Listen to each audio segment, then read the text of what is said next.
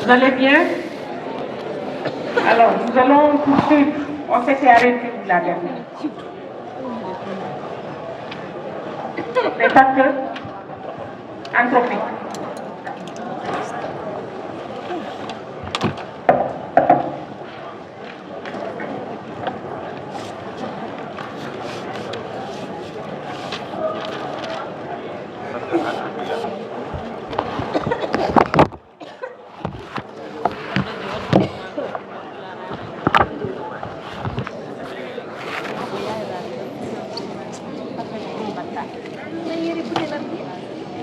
S'il vous plaît.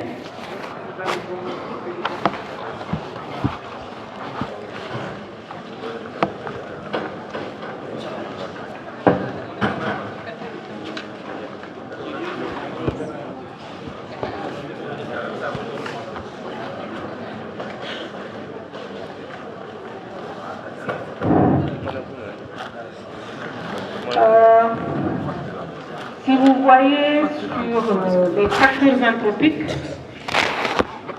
sont multiples.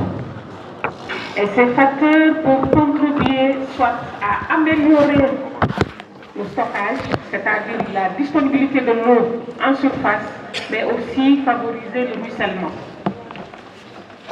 Souvent, dans ce genre d'aménagement, on va privilégier un ouvrage qu'on appelle le barrage ou la digue.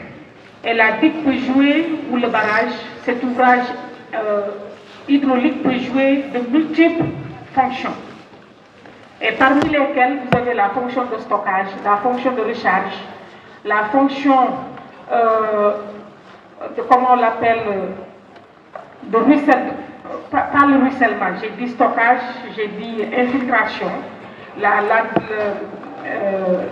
mission de soutenir l'écoulement de base, c'est-à-dire pendant les mois où vous n'avez pas d'alimentation et que les débits vont être soutenus par les nappes parce que ces nappes étant rechargées. Donc il y a ce volet aussi soutien de l'étiage en période de basse eau. Nous avons aussi des barrages qui vont jouer le rôle d'ouvrage anti-sal, c'est-à-dire la lutte contre la salinisation. Entre autres, on peut rester là à lister les missions de ces ouvrages hydrauliques ou hydro-agricoles. Ça, c'est un aspect qui contribue plus ou moins dans des contextes où la ressource se raréfie ou bien est très aléatoire, variable. Il y a une variabilité saisonnière qui est très forte. En ce moment-là, l'eau intervient. Ou sinon, si vous êtes dans des littoraux, des bassins versants littoraux qui débouchent au niveau des océans et dont les côtes sont généralement très basses, là, vous allez privilégier un barrage anti-sal. Et ce barrage anti-sal va jouer le rôle de quoi? De dessaler, si on a déjà une salinisation, ça va désaliniser les sols, mais va stocker suffisamment de l'eau pour repousser le biseausalé, parce qu'il s'agit d'une dynamique marine et nous sommes ici dans des zones d'interface terre-mer. Le barrage peut aussi jouer le rôle de production d'électricité. Vous entendez tous parler de barrages hydroélectriques. Et aujourd'hui, avec le changement climatique, ce sont des ouvrages qui sont privilégiés dans le contexte, ce qu'on appelle la production de l'énergie verte. Donc c'est une énergie qui est très peu polluante, par exemple. Mais ça, c'est... l'eau aussi intervient dans le cycle de l'eau par le reboisement. Quand vous reboisez, immédiatement, vous créez des conditions favorables, soit à l'infiltration. Les conditions vont être favorables à l'infiltration. Si vous êtes dans des régions où la pluviométrie est très intense, c'est-à-dire vous avez des orages, ça va contribuer aussi à plus ou moins ralentir le phénomène d'agressivité des pluies.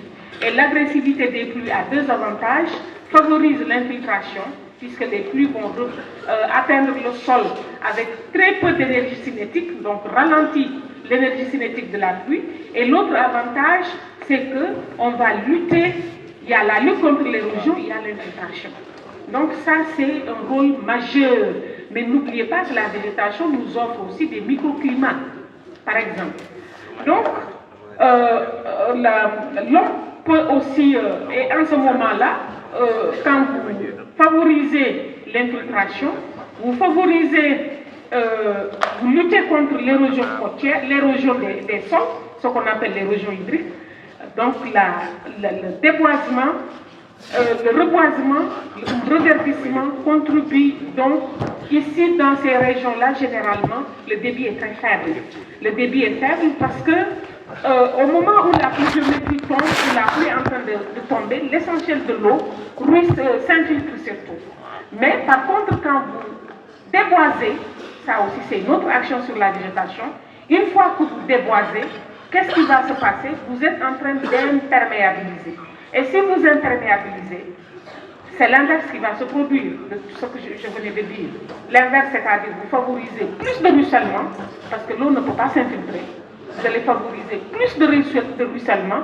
Vous allez aussi favoriser l'érosion hydrique.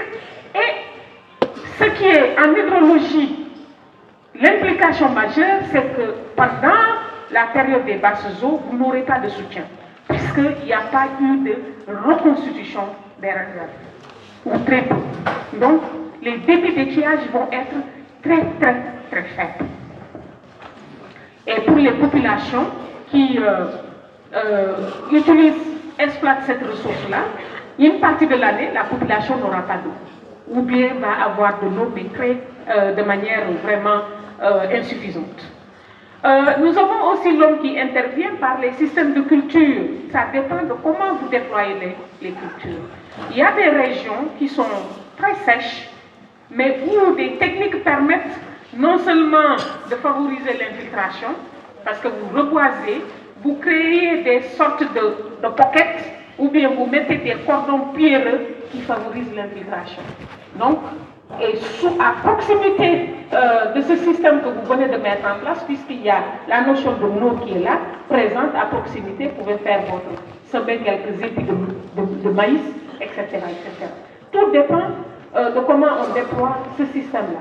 Le système de culture aussi, c'est quand vous prenez une pente, vous êtes sur un versant, et vous mettez votre système de culture, ce qu'on appelle les labours, le long de la pente. Là, vous accélérez le processus d'érosion, tout simplement, au détriment de l'infiltration. Maintenant, si vous faites ce qu'on appelle des rideaux, sous forme de rideaux, mais en travers, c'est-à-dire la pente, elle est comme ça, et vous disposez des labours de manière opposée, ou de manière perpendiculaire, là, ça limite l'érosion au niveau des pentes. L'homme intervient aussi sur la qualité de l'eau. Vous savez, la région de Dakar, j'aime toujours donner cet exemple, parce que nous sommes, non seulement l'Université Cheikh Anta Diop de Dakar se trouve dans la région de Dakar, mais au niveau de cette région, l'eau ne manque pas.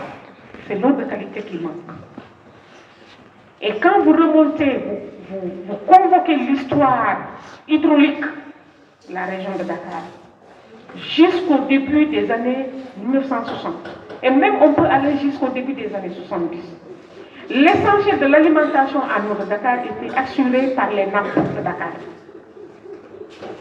Donc on avait mis des forages, on avait aménagé des galeries d'infiltration, etc. Mais dans tous les cas, on avait aussi protégé des zones. Quand vous prenez aujourd'hui ce qu'on appelle la cité des eaux, avant c'était une zone non aedificandi qui devait favoriser la recharge de la nappe au niveau de la région de Dakar. Et ça, c'était une décision, une politique hydraulique depuis l'époque coloniale. Qu'est-ce qui s'est passé entre temps? Au moment où nous avons connu la sécheresse, immédiatement après les indépendances, le Sénégal était dans des urgences. Et parmi les urgences, il s'agissait surtout de l'éducation, il s'agissait de l'emploi, de l'industrialisation, entre autres. Et la sécheresse est arrivée, a encore anéanti nos efforts, et en plus vous avez les ajustements structurels. Les ajustements structurels imposés par des institutions bancaires internationales, ce qu'on appelle les institutions de Bretton Woods. Et la conséquence majeure, c'est quoi? C'est-à-dire l'État n'avait plus de possibilité d'investir dans des secteurs, dans certains secteurs qu'on avait plus ou moins négligé, l'assainissement. L'assainissement, c'est un secteur, jusqu'à aujourd'hui, l'assainissement constitue un parent pauvre. Mais on n'avait pas fait le lien avec l'eau, la qualité de l'eau. C'est-à-dire quand vous ne mettez pas d'assainissement collectif ou bien un assainissement adéquat, vous laissez à la population décider du type d'assainissement. C'est ce qu'on appelle le SOKIP ou bien chacun se débrouille. Et souvent dans ces stratégies mises en place individuellement par les uns et les autres, on va favoriser ce qu'on appelle les puits perdus, les fosses perdues. Qu'est-ce qu'une fosse perdue? Elle est non étanche. Elle va favoriser la recharge de la nappe. Elle favorise la recharge de la nappe. C'est-à-dire, cette fosse-là, l'essentiel de l'eau, des eaux usées, elle retourne à l'environnement, c'est-à-dire retourne au niveau de la nappe. Et comme ce sont des eaux usées domestiques, les eaux des fosses, nous tous, nous avons des besoins. Et ce sont ces eaux-là qui vont aller réalimenter la nappe. La nappe est à son niveau le plus élevé, ce n'est pas seulement le fait de la pluie, mais c'est lié à cette restitution imposée, cette recharge imposée par l'homme. Et en fin de compte, la nappe a été polluée. Aujourd'hui, vous prenez cette eau-là. Si vous analysez les nitrates, ça se trouve à un niveau très dangereux. On dit par exemple le taux de nitrate, c'est 50 mg par litre. 50. C'est-à-dire quand on prend un litre d'eau, on ne doit pas dépasser le seuil de 50 mg. Si vous le dépassez, c'est dangereux pour votre santé. Vous allez au niveau de la nappe de Tchad, autour de Mbebes, à Yembel, etc. Puisque des analyses ont été faites. Moi-même, j'ai fait des analyses. Vous êtes avec des taux de 500 mg par litre, c'est-à-dire 10 fois le seuil autorisé. 10 fois le seuil. Et il y a des conséquences sanitaires, même si on n'en parle pas. Ça, c'est juste un aspect.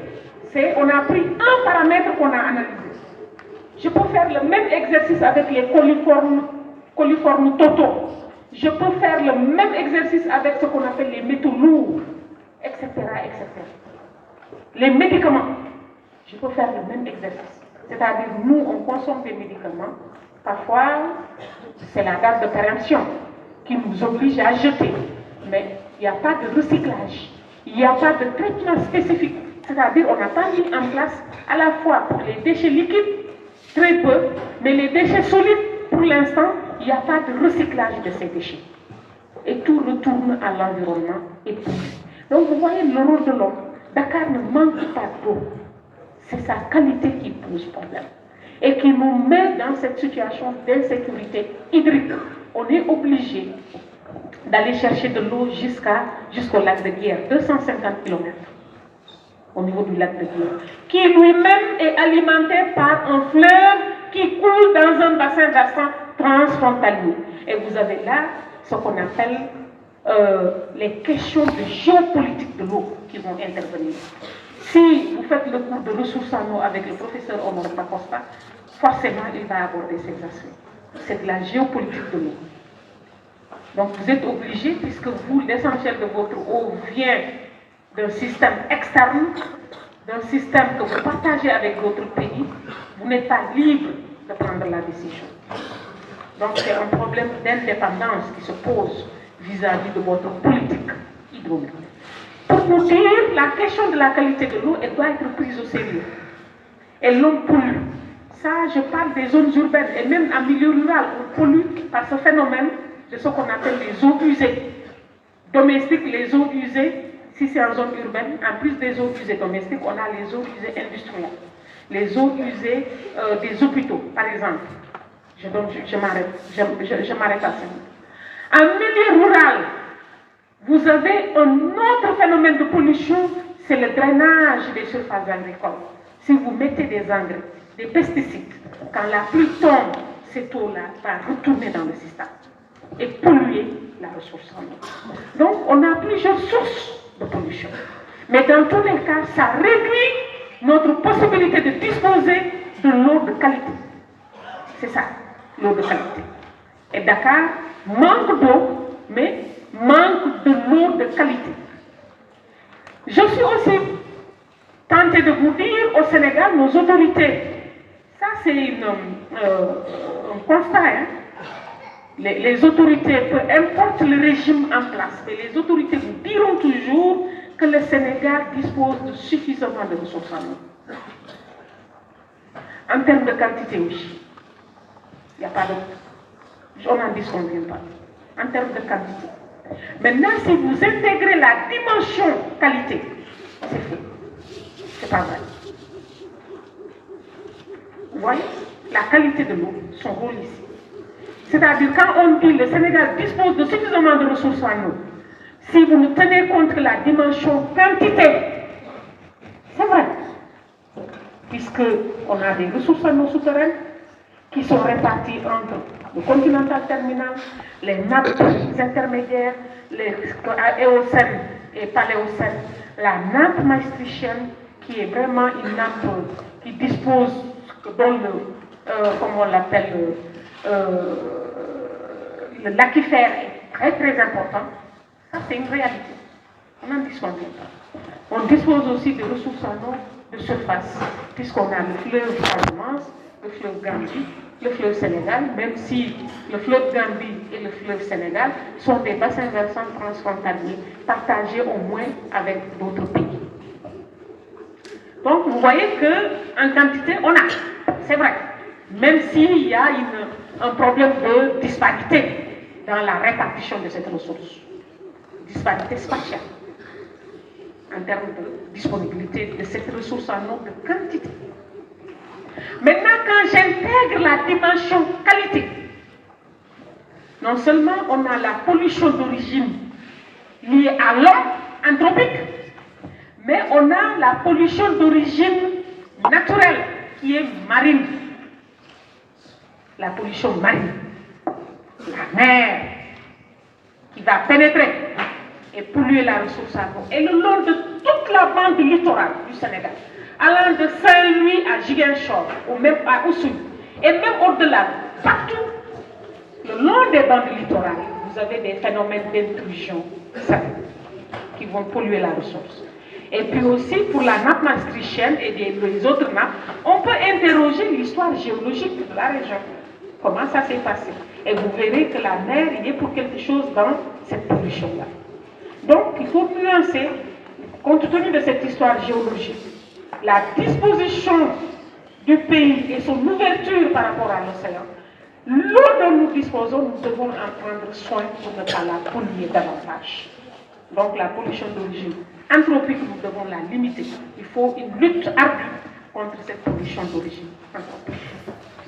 Maintenant, sur les écoulements de surface, j'avais déjà abordé, c'est des aménagements. Et en ce moment-là, dès que vous aménagez, vous artificialisez le système. Dès que vous mettez un barrage, indique, vous êtes en train, ce n'est plus un écoulement naturel, vous êtes d'accord avec moi? Ça devient un écoulement artificiel. Donc vous l'avez artificialisé. Il y a des avantages, comme dans tout aménagement. Il y a des avantages, il y a des inconvénients. Je vous le dis tout de suite. Moi, je ne suis pas de ceux qui disent que les barrages sont mauvais. Je ne dirai pas ça. Je ne dirai pas non plus que les barrages, c'est une baguette magique. Je ne dirai pas ça. Tout dépend du type de barrage. Et au moment de sa conception, on a pesé pour voir les avantages et les inconvénients. Tout est question d'équilibre. Maintenant, si vous voulez aménager votre ouvrage et vous vous rendez compte que cet aménagement va causer plus de problèmes qu'il n'a résout, ne le faites pas. Parce que les problèmes peuvent être d'origine, de dimension environnementale, c'est-à-dire quand je prends au niveau de la vallée du fleuve Sénégal. Aujourd'hui, quel est le phénomène qu'on a? Je donne juste un exemple. On a la prolifération des tifas. Un exemple, tifa, qui est une plante aquatique invasive et dangereuse. Ça, c'est un aspect. Je prends la dimension économique. Depuis qu'on a aménagé, que remarquons-nous, qu'on a beaucoup d'agro-industriels qui sont venus s'installer. Et ça permet de booster quoi? La production. De plus ou moins lutter contre l'insécurité alimentaire. Je fais entre guillemets pour l'instant. Donc, on produit plus, on intensifie. On a l'eau qui est là et qui permet de mener une agriculture irriguée. Ça, ce sont des avantages. Plus ou moins. Mais il y a un inconvénient majeur. C'est l'accaparement des terres des populations locales. Ça, parce que ces agro-industriels, quand ils arrivent, ils doivent disposer de terres. Et les terres, on va prendre les terres de la communauté qui est là et on donne aux agro-industriels. Fut-il un bail, on vous dit que vous exploitez pour une durée de 50 ans, de 100 ans, peu importe. Mais momentanément, il y a un paysan qui est là, qui va être privé de terre ou de possibilité d'avoir cette terre-là. Ça, c'est la réalité. C'est la réalité. L'autre phénomène, vous êtes en train de changer même le système de production local. On passe d'un système de production traditionnel que les gens peuvent estimer mauvais, peu performant, etc. Mais il faut nuancer. Il faut toujours nuancer. Vers un système de production intensif. Et on oublie les avantages du système traditionnel. Il n'est pas tout à fait mauvais. Il y a des avantages, il y a des inconvénients. Mais c'est le basculement qui pose problème. Et dans toutes les régions où on a eu ce basculement, qu'est-ce qui s'ensuit? C'est l'exode rural. Ou l'immigration. Les gens partent. Ils s'en vont. Parce que le support de production n'est plus là. La terre. Donc, attention. Pour introduire un aménagement, c'est pourquoi le rôle de l'homme est fondamental. Parce que dès que vous êtes en train de moderniser votre agriculture, vous augmentez la consommation de l'eau. J'ai parlé de l'irrigation. On prélève dans le système. On va prélever pour irriguer. Et dès que vous irriguez une partie de l'eau, il y aura infiltration bien sûr, mais c'est beaucoup plus de l'évaporation. Voilà. Donc, nous avons ces pompages-là, ces aménagements, la modification des états de surface. La modification des états de surface, il faut le comprendre, c'est beaucoup plus un phénomène d'imperméabilisation. Vous prenez une zone où il y avait de la végétation, vous défrichez, vous déboisez, vous dévégétalisez. Si vous ne replantez pas, donc il y a un changement de couverture. Et dès que vous enlevez la végétation, on l'a dit, mais c'est d'autres phénomènes qui apparaissent, et notamment le ruissellement, l'érosion hydrique, tout ça se fait au détriment de l'infiltration, donc la reconstitution des nappes. Voilà, de manière ramassée, comment l'eau intervient. J'ai mis ça sur une diapositive, mais vous avez vu tout le temps que j'ai pris pour développer. Maintenant, on va voir le facteur climatique. On avait dit que c'est le facteur majeur. Parce que quand vous prenez l'équation fondamentale du bilan hydrologique, P égale Q plus E plus ou moins la variation de la réserve, on a dit qu'il y a deux de ces éléments-là qui relèvent du climat. C'est le déficit d'écoulement, c'est la pluviométrie ou les précipitations. Donc le climat joue un rôle majeur. Et dans les déficits d'écoulement, c'est-à-dire c'est toute l'eau qui n'a pas contribué à l'écoulement, qu'est-ce qui s'est passé? Une partie de l'eau s'est évaporée, une autre partie a été prélevée par des végétaux, ce qu'on appelle les êtres vivants, et retourne plus ou moins à l'atmosphère. Mais vous avez aussi une autre partie qui s'infiltre. Ça fait partie du déficit d'écoulement. Donc voici le D, comment il est constitué. Mais dans ce D, généralement, l'évaporation, surtout dans nos régions, va jouer un rôle majeur et constitue l'essentiel des pertes. Donc, une rivière exprime avant tout les conditions réalisées, les conditions climatiques réalisées dans l'atmosphère par le cycle de l'eau. C'est le rapport de 3 facteurs, ici, le climat, et le rapport, on va l'appréhender par l'intermédiaire de 3 facteurs, à savoir les précipitations, l'évaporation, l'écoulement. Et tout ça fournit le bilan d'eau du système. Concernant les précipitations, on vous a dit il y a l'apport. L'apport. Les précipitations, c'est ce qui entre dans le système. Et cet apport peut être liquide, peut être solide, peut être gazeux.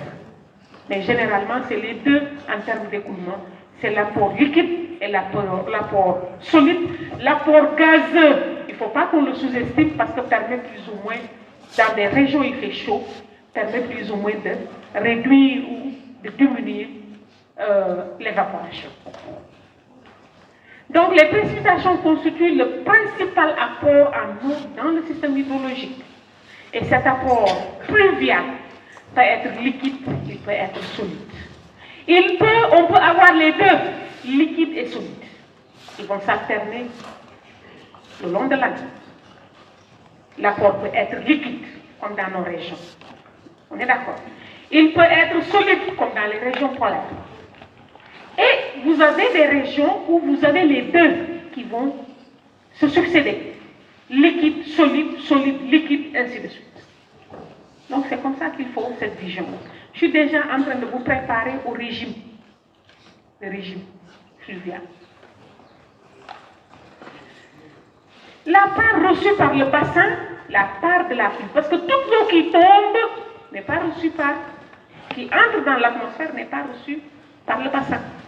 Une partie s'évapore, une partie s'infiltre, et celle qui est mesurée, c'est ça qu'on appelle la pluie moyenne du bassin versant.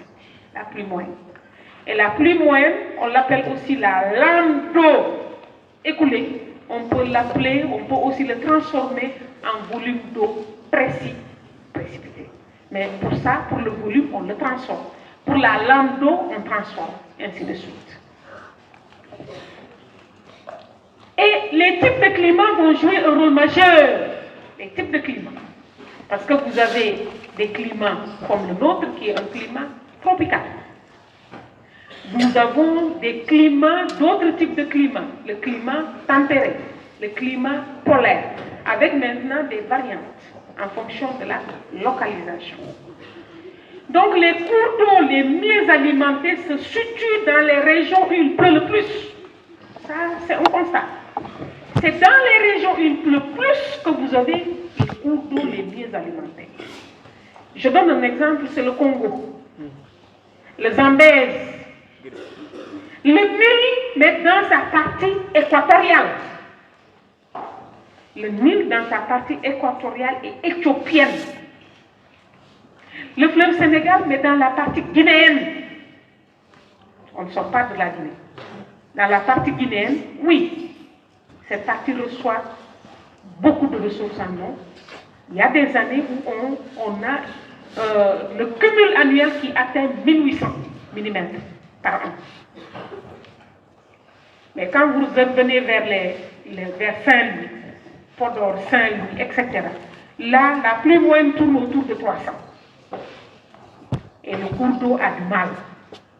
C'est d'ailleurs ce qui a justifié tous ces aménagements, ces infrastructures, les barrages qui ont été aménagés au niveau du fleuve Sénégal. Parce que quand le cours d'eau du fleuve Sénégal entre dans la zone soudanienne et puis la zone sahélienne, le fleuve avait du mal. Et il y a même des années où le cours d'eau tarde et on pouvait le traverser à pied. Plus maintenant, depuis que les barrages ont été aménagés. Moi, personnellement, je ne le ferai pas. Je ne sais pas vous. Donc, la particularité du climat ou des cours d'eau est due au domaine et fonction des domaines climatiques traversés. Je vous donne le cas du fleuve Sénégal qui traverse plusieurs domaines climatiques. Nous avons le domaine guinéen, le domaine soudanais et le domaine sahélien. Vous prenez le fleuve Nil, c'est là où on a le plus de contraste. Le fleuve Nil prend sa région dans une zone équatoriale, dans la région qu'on appelle des Grands Lacs. elle va avoir un parcours latitudinal, c'est-à-dire toute la zone équatoriale, et va se jeter au niveau de la mer Méditerranée. Elle va traverser quoi? La zone équatoriale, les régions des montagnes éthiopiennes, puis va finir sa course dans le désert, en Éthiopie, en Égypte. Finit sa course dans une région désertique où la quantité de pluie reçue est inférieure à 100 mm par an. Il y a des années, c'est 28 mm de pluie par an. Il y a des années, c'est 50 mm de pluie par an. Donc une région entièrement désertique. Mais il coule, parce que le volume d'eau qui est reçu en amont est suffisant. Il coule. C'est un paradoxe, il ne s'assèche pas, mais il coule, même si l'écoulement est faible. Et arrive dans cette zone. C'est une zone de delta avec de très faibles altitudes, avec beaucoup de méandres, de cours d'eau, se dispersent, parcourent, irriguent, etc., les plaines qui sont mises en valeur, etc., en apportant du lit des limons. Et c'est ce qui fait dire que l'Éthiopie ne peut pas se passer du fleuve Nil. Et que le Nil est un don pour l'Éthiopie, pour l'Égypte. C'est un don. C'est un don de Dieu. Donc les précipitations interviennent par leur nature, on a vu liquide, solide, etc. La quantité reçue et sa répartition dans le temps. Ça aussi, quand vous analysez la pluviométrie, il faut tenir compte de la répartition. Quand on va voir les régions, il faut qu'on tienne compte de la répartition. À quel moment de l'année ces précipitations sont reçues? Je donne toujours l'exemple que vous connaissez le mieux. Quand on prend dans nos régions, les précipitations sont généralement reçues en été. C'est-à-dire le moment où il fait le plus chaud de l'année. Qu'est-ce qui va se passer? Je vous pose la question. Oui. Donc l'essentiel de l'eau retourne à l'atmosphère et évaporé, est perdu par évaporation. Donc dans nos régions, le déficit d'écoulement va être élevé. Le déficit d'écoulement va être immense, très élevé. C'est ce que cela signifie. Parce que l'essentiel de l'eau est perdu par évaporation. Il faut considérer donc le régime pluviométrique, c'est-à-dire la répartition temporelle des précipitations. Le module annuel, quelle est la quantité d'eau, le cumul annuel reçu. Et si on considère que le cumul, et ce cumul est calculé sur une période de 30 ans, au moins, 20 ans, ce n'est pas suffisant. 10 ans, ce n'est pas bon. 25 ans, ce n'est pas bon. Il faut au moins disposer d'une série qui fait 30 ans. Et même encore, au niveau de cette série-là, il faut regarder ce qu'on appelle les lacunes. Est-ce que toutes les années disposent de données? Si pour vos lacunes, il y a sur 30 ans, 5%, les lacunes sont inférieures à 5%, vous dites oui, je peux travailler avec une telle série. Si c'est supérieur à 5%, bon, on peut se fixer un seuil de 10%. Mais au-delà, ce n'est pas bon. Donc il y a la qualité de la donnée qui doit être regardée. Il y a la durée de l'observation, il y a la qualité de l'observation. Et quand vous tenez compte des deux, vous devez avoir un minimum de 30 ans d'années observées, avec des données de qualité. Et c'est seulement vous calculez ce qu'on appelle la pluie moyenne.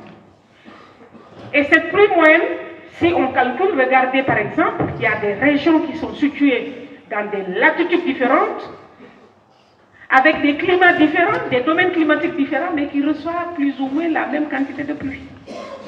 Nous avons Dunkerque, qui va recevoir 577 mm de pluie par an. Sikasso enregistre 698 mm. Le Caire reçoit 32 mm par an, donc vous avez vu, le Nil au niveau de l'Égypte. Toulouse est à 660, Helsinki Pékin, Jérusalem reçoivent chacune 630, dans des climats complètement différents. On va juste faire une comparaison entre Dunkerque et Sikasso. Sikasso reçoit plus de pluie, mais où est-ce que le déficit d'écoulement va être plus élevé? Et pourquoi? Dunkerque, c'est plus ou moins vers la France, l'Allemagne, etc. C'est un port. Où aurez-vous plus de déficit d'écoulement? Et pourquoi? Où est-ce qu'on va enregistrer plus de déficit d'écoulement? Oui. À Sikasso, pourquoi? Effectivement, le déficit d'écoulement est dû ici essentiellement à l'évaporation.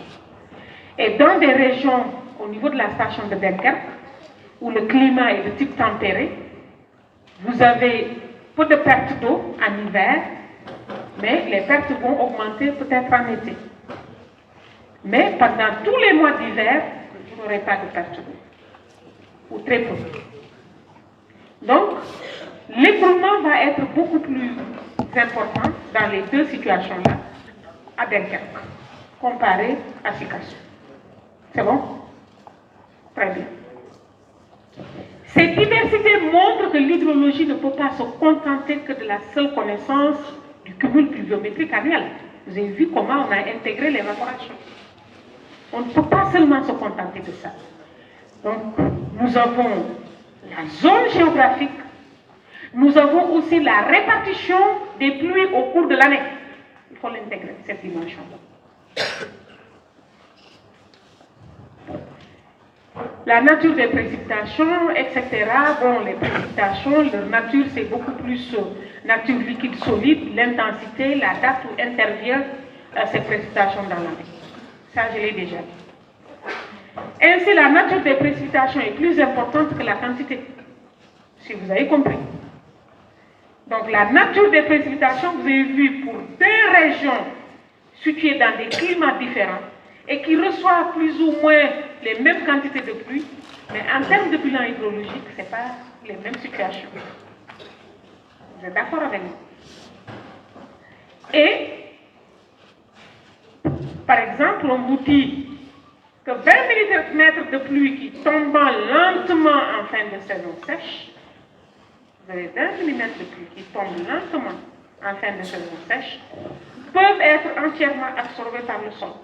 Ça aussi, c'est un exemple. Au cours même, dans une même région, je prends par exemple, nous, à la station de Dakariof, ou si j'avais une station d'observation à Fani, ici à l'Université Chantal de Dakar,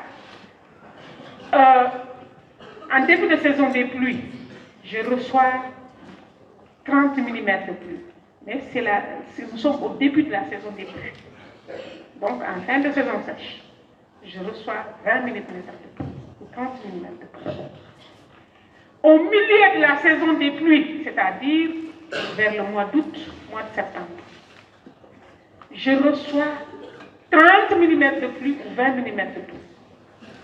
En fin de saison des pluies, je reçois encore le même volume. Vous voyez, mais en termes de hydrologique, ce même volume d'eau-là, reçu en début, au milieu et en fin de saison des pluies, n'aura pas la même implication hydrologique. C'est pas pareil. En début de saison des pluies, qu'est-ce qui va se passer? L'essentiel de l'eau ruisselle ou bien commence à s'infiltrer et percole. Au moins, ça vient plus ou moins humidifier le sol. Mais ne participe pas à l'écoulement. Sauf si l'intensité est très forte. Sauf si l'intensité est très forte. Donc, retenez-le bien. Au milieu de la saison des pluies, les mois d'août, mois de septembre, c'est la période où on reçoit régulièrement des épisodes de pluie. Le sol peut être saturé. Et s'il a plu avant, je devrais peut-être intégrer cette donnée, mais on continue avec notre démonstration. Je n'intègre pas la pluie antérieure pour l'instant. Je ne l'intègre pas, mais j'imagine, puisque les épisodes pluvieux sont rapprochés, la nappe est à son niveau élevé. Et ces 20 mm de pluie vont beaucoup plus contribuer à l'écoulement. Si nous sommes dans des régions qui sont urbanisées, c'est quoi? Vivent les inondations. C'est pendant cette période qu'on a les inondations. Et c'est ce phénomène qui l'explique. Ce n'est pas la quantité de pluie journalière reçue, ce n'est pas ça. C'est la circulation du sol. Le sol est à son maximum de recharge. Toute l'eau qui tombe ne fait que s'écouler. Elle s'écoule pour aller où? Si c'est un cours d'eau, va rejoindre le cours d'eau. S'il n'y a pas de cours d'eau, va aller stagner dans les points les plus bas. Et si ces points les plus bas sont occupés, habités, vous aurez les inondations. Et ces inondations, parce qu'une fois que l'eau stagne, puisque les épisodes de pluie sont rapprochés, cela signifie que la température a chuté. Vous allez avoir de l'eau plusieurs jours. Et c'est ce qui explique que quand vous allez à Yambol, à Kermassar, on peut encore retrouver l'eau de l'année dernière. C'est possible. Mais au cours de la saison des pluies, à partir du mois d'août-septembre, ces gens-là, dès que les eaux commencent à stagner, vont avoir de l'eau, peut-être jusqu'en décembre. Peut-être. C'est ça qui l'explique, parce que les températures chutent. Au moment où ces phénomènes arrivent, les températures baissent. Généralement. Vous allez à Gienchor le mois d'août, le mois de septembre, mais parfois on se couvre la nuit, parce que ce sont les mois du minimum de température dans ces régions. La température, le mercure baisse dans ces régions. Et j'arrive en fin de saison des pluies. Là, c'est sûr, puisque la saison des pluies a été abondante, les sols sont la nappe est à son niveau maximum. Vous aurez que l'écoulement. Ça peut être après l'inondation, après alimenter le cours d'eau. C'est possible. Mais vous aurez abondamment d'écoulement. Donc vous voyez les 20 mm qui sont tombés, qu'on a reçus en début de saison des pluies, au milieu de la saison des pluies, en fin de saison des pluies, n'ont pas les mêmes réalités hydrologiques. Parce qu'il y a d'autres paramètres qui sont en réflexion.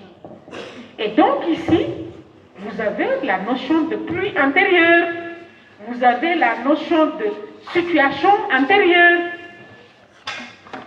des états de surface, mais également de la nappe, du système hydrologique lui-même.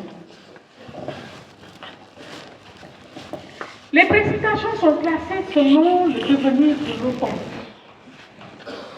Est-ce que quand il pleut, toute l'eau contribue à l'écoulement, ou sert d'abord à humidifier le sol, ou sert à la percolation, sert à l'infiltration? Parce que dans la loi de l'écoulement, la loi fondamentale de l'écoulement, il faudrait que des conditions se réalisent pour qu'on ait l'écoulement. Au moment où vous êtes en train d'avoir votre apport pluvial, dans la loi de l'écoulement, la logique, la théorie de l'écoulement de surface, il faudrait d'abord que le sol soit humidifié. Il faudrait d'abord qu'il y ait infiltration. Il faudrait que la nappe soit saturée. Il faudrait que l'évaporation soit satisfaite pour qu'on ait l'écoulement. Mais les choses ne se passent pas comme ça. N'est-ce pas? La nature est plus complexe. Et donc, nous avons les précipitations neigeuses, les précipitations d'intersection, celles qui sont interceptées par le feuillage. Nous avons les pluies d'humectation, celles qui servent à humecter le sol, à plus ou moins humidifier le sol. Nous avons les pluies d'infiltration, nous avons la pluie efficace. La pluie efficace. Et la plus efficace, puisqu'on est en train de s'infiltrer, l'eau est en train de s'infiltrer, c'est cette pluie-là qui va aller recharger la nappe. Et une fois que la nappe elle est saturée, on va commencer à avoir un aperçu sur l'écoulement, donc la pluie excédentaire. La pluie excédentaire, c'est celle-là qui provoque l'écoulement. Vous avez vu, il faut que toutes les autres conditions se réalisent pour qu'on ait l'écoulement. Nous avons les précipitations préliminaires que je devais mettre au début, préliminaires, et puis nous avons les précipitations antérieures. Dans la gestion du risque hydrologique, cette notion est fondamentale. Les pluies antérieures. Il a plu avant-hier, hier, etc. Donc nous, on vient même jusqu'à calculer sur 10 jours consécutifs. Il pleut. Depuis 10 jours, il est en train de pleuvoir. C'est-à-dire, si on prend aujourd'hui, nous sommes le 12. Donc la pluie a démarré le 2 ou le 3. Jusqu'à aujourd'hui, il continue à pleuvoir. Donc vous avez vu, ça, tous les jours, on reçoit des pluies. Et ce volume fait combien? À peu près, je suis là à imaginer les choses, je dirais 80 mm sur ce cumul. 10 jours consécutifs. Je vous montre juste un exemple. Ça, c'est une situation. Je suis dans une situation où j'ai reçu 80 mm de pluie à la suite de 10 jours de pluie consécutifs.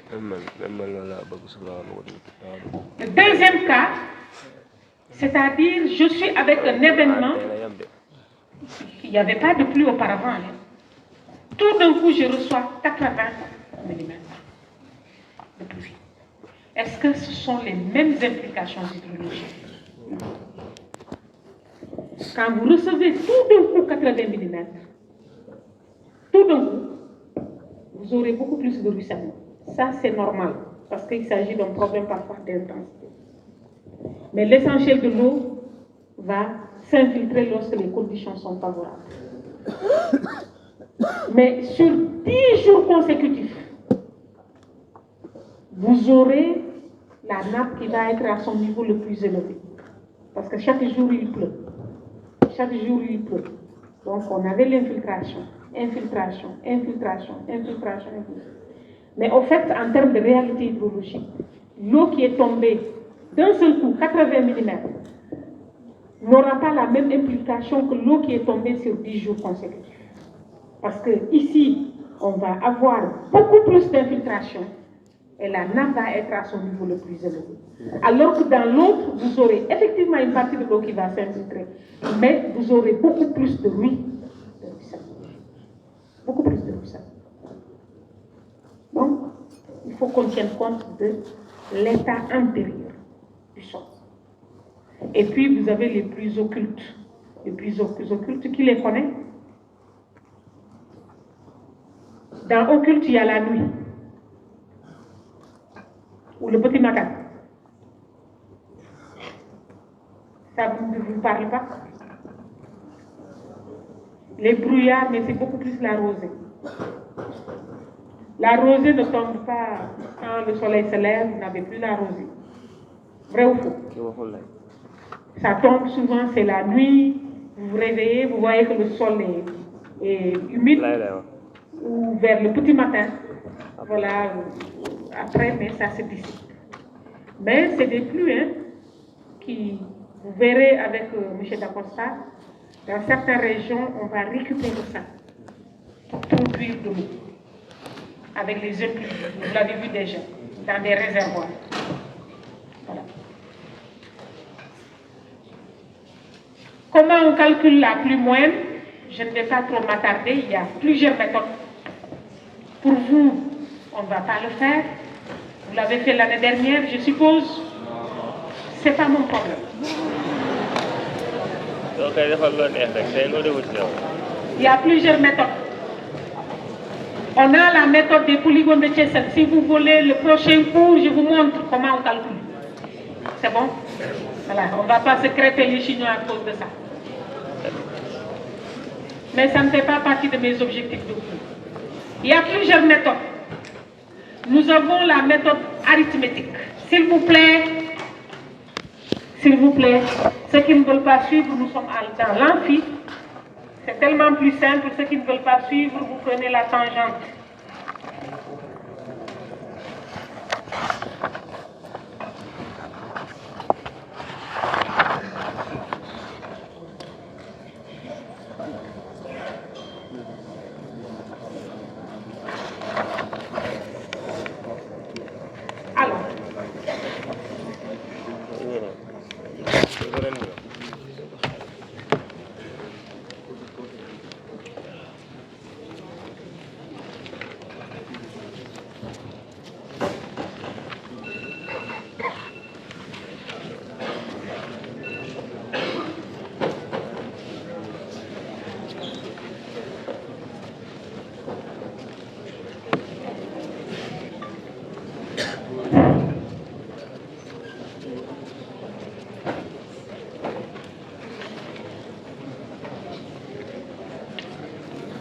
Nous avons ici à l'exutoire.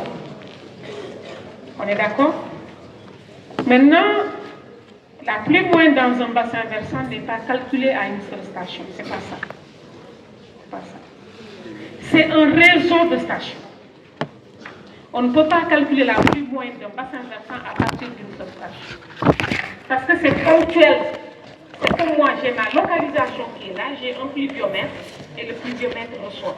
Je ne peux pas généraliser cette pluie-là à l'échelle de mon bassin versant.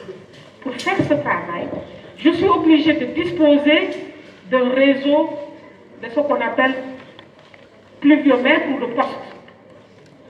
P1, je mets ici P2, P3, P4, P5, P6, P7 et je m'en tiens là. La pluie moyenne dans un bassin versant, tout dépend de la situation du poste pluviométrique par rapport au bassin. Ce qu'on appelle l'influence ou le signal. Quel est le signal que le poste va avoir dans ce calcul? Oui. On va prendre à l'extérieur du bassin, on prend parce qu'on imagine que ce poste-là va avoir une influence. N'oubliez pas que le bassin versant, dans notre définition, c'est une limite. C'est une limite. Or, l'eau peut s'infiltrer, n'est-ce pas, pour arriver dans notre bassin versant, donc je suis obligée de considérer ce poste pluviométrique. Vous êtes d'accord? Et ce pluviomètre, il est assez proche du bassin. Il est à proximité du bassin. Et son signal, le signal d'un poste pluviométrique, on nous dit généralement, c'est 50 km. 50.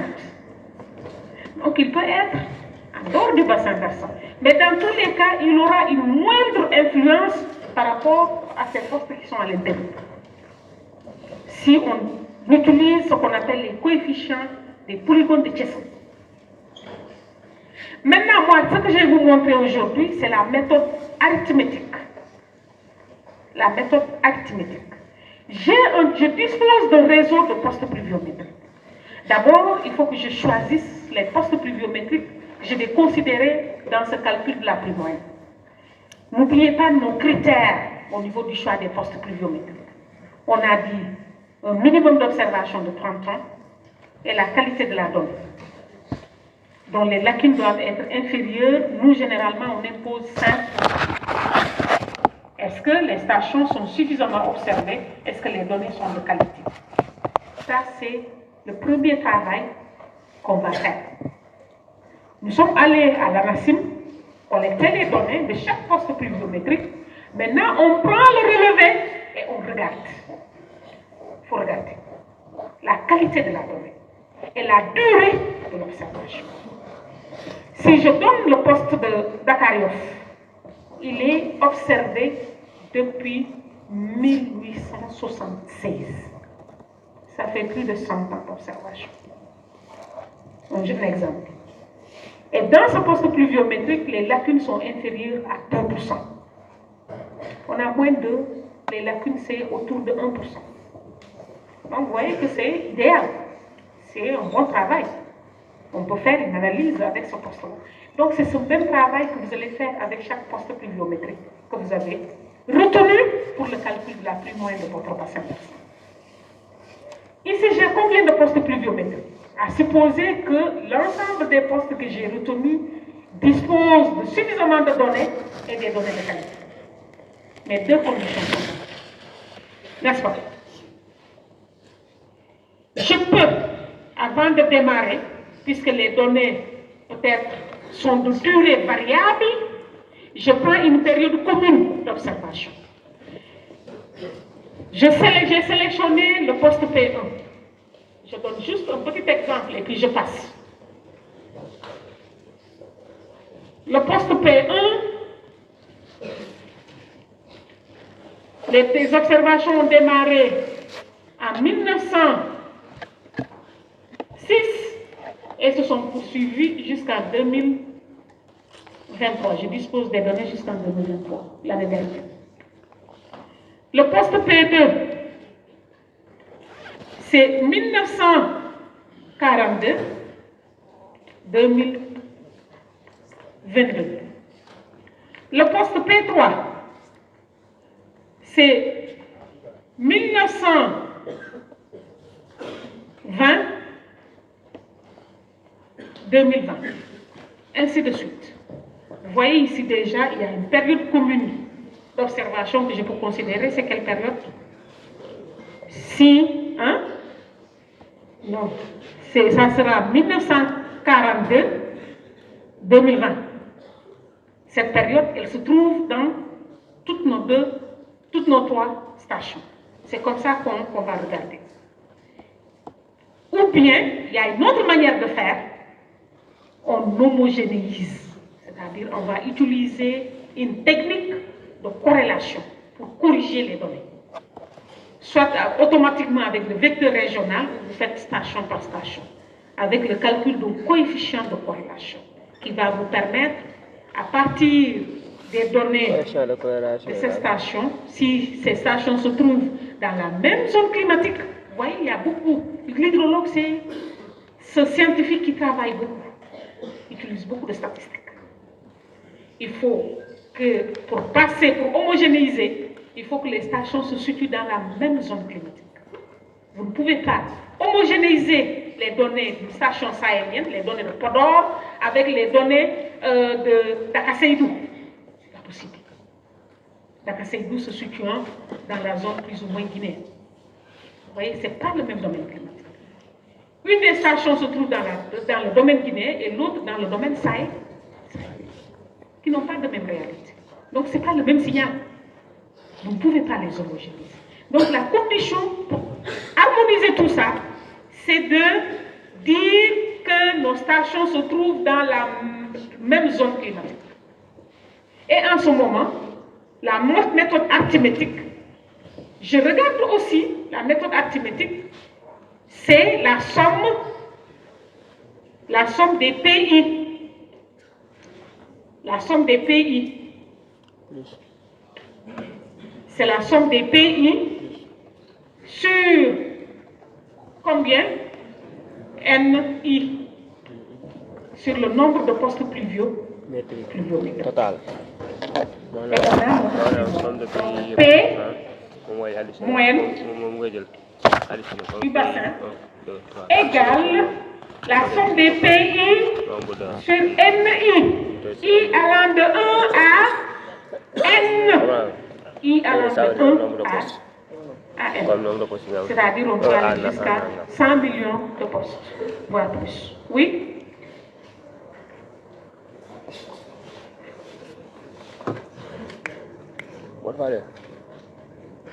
La méthode des doubles cumuls, c'est pourquoi je vous dis, moi je ne vais pas l'utiliser ici. La méthode des doubles cumuls, on suppose dans le cas que vous voyez ici, c'est cette station qui dispose de données plus longues. Donc elle sera notre station de référence. On suppose que cette station-là, c'est une bonne station, elle se comporte bien, Donc c'est à partir d'elle, de cette station, qu'on va corriger les autres données. Donc elle sera notre station de référence. Mais on trouve d'abord une période commune d'observation et on détermine la corrélation entre les deux stations avec la fonction affine. Vous connaissez la fonction affine? Je vous renvoie. Ça, ce n'est pas des mathématiques. Vous êtes tous de la série L2. Vous avez fait ça. Non, L prime.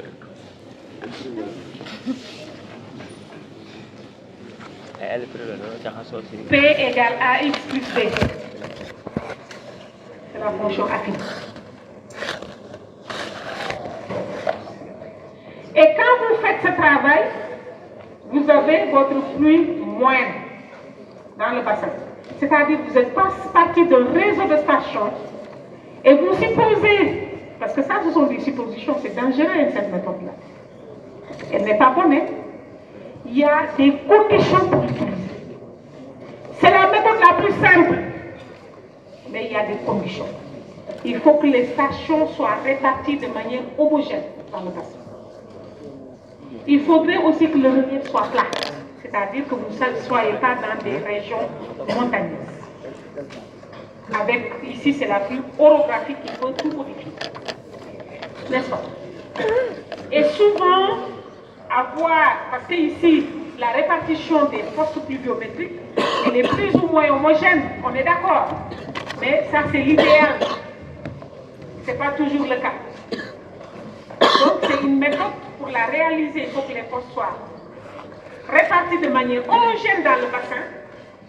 Et il faudrait aussi que le relief soit plat. On peut remplir la deuxième condition dans nos régions, mais la première est souvent difficile à vérifier. Où les postes sont répartis de manière homogène. C'est-à-dire dans toutes les parties du bassin, à l'intérieur, etc., vous avez un poste pluviométrique. En amont comme en aval, au centre, au niveau des, etc., il y a des postes pluviométriques. Et la prochaine fois, je vais vous montrer la méthode des polygones de Chesson, des coefficients des polygones de Chesson. Et avec ça, vous pouvez calculer vos polygones. Il y en a d'autres, hein. Il y a la méthode des isoètes, que les climatologues adorent. Nous avons la méthode de la moyenne par régression multiple. Nous avons la méthode inverse du carré à la distance, le figeage. Mais toutes les méthodes qui sont en bas nécessitent vraiment des programmes. Parce que manuellement, c'est fastidieux. Il faut disposer d'un logiciel. Et nous utilisons en hydrologie un logiciel qu'on appelle Hydraccess. Tout hydrologue, tout étudiant que nous encadrons doit connaître Hydraccess. Obligatoire. S'il ne connaît pas, il ne pourra pas traiter ses données. Parce que vous ne pouvez pas passer votre temps à traiter ça avec Excel manuellement. Vous mettez tout, vous créez une base de données, vous délimitez votre bassin, donc vous aurez un fichier shape, vous introduisez dans Hydraccess et le travail se fait. Il suffit juste de cliquer. Et les résultats sont là de manière magnifique. Tout simplement.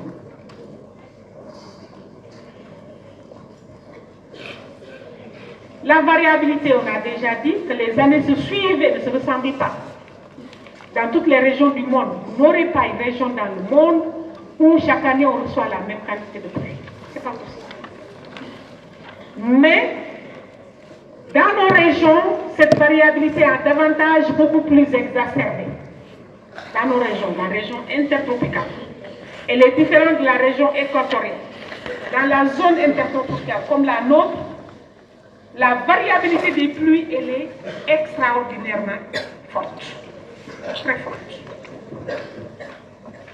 Et aujourd'hui, cette variabilité, elle est tellement forte qu'on ne parle plus seulement de variabilité, mais on va parler d'aléa pluviométrique. L'aléa, c'est aléatoire. Cette année, il peut pleuvoir suffisamment. L'année qui vient, elle est déficitaire et moindre, ainsi de suite. Et je pense que je vous ai montré un tel exemple ici, ou pas. Je ne vous ai pas montré ça. Non. L'aléa. La semaine prochaine. Maintenant, j'ignore si je ferai cours avec vous à partir de midi. parce que j'avais prêté. Je ne sais pas si on va me rendre. Maintenant, je fonctionne comme le bassin versant, le cours d'eau. On prête et on récupère. Maintenant, est-ce que l'autre va accepter de me restituer? This is the question. Vous ne voulez pas qu'il me restitue? Non. Si vous ne voulez pas, moi non plus, je vais aller me reposer. Tout simplement. Ah oui. Vous ne voulez pas? Nous reposons. Alors, comment on va distinguer, s'il vous plaît, aujourd'hui je suis avec mes schémas. Quand on parle, vous avez vu, j'ai calculé la pluie moyenne. N'est-ce pas? S'il vous plaît, suivez. J'ai calculé la pluie moyenne du bassin versant. Vous l'avez vu? Je pense que j'ai un exemple que je vais vous montrer. C'est mes propres recherches.